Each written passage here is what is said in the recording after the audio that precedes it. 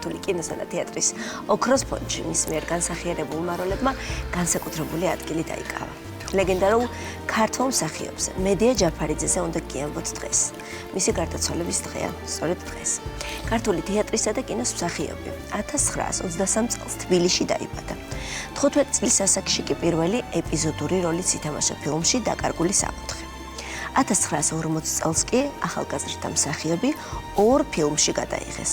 კოლხეთის ჭირაღდნები და კინოსურეთში ქალიშვილი გახმიდა.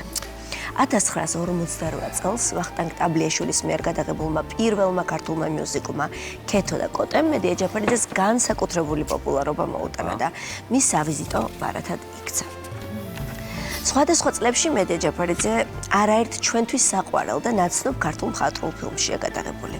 მათ შორის გახლავთ ბროწეულის ფერი, მზე შემოდგომისა, აკაკი საკვანი, გიორგი სააკაძე და მრავალი სხვა. წლების განმავლობაში მსახიობი მარჯანიშვილის თეატრში მოღვაწეობდა, სადაც არაერთი დასამახსოვრებელი და გამორჩეული როლი განასახიერა.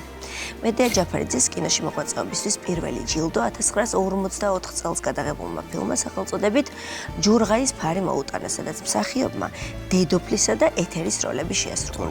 ამისთვის ის პრემიით დაჯილდოვდა. 1950 წელს კი მას საქართველოს სახალხო არტისტის წოდება მიანიჭა. 88 წელს კი უკვე თბილისის საპატიო მოქალაქე გახდა.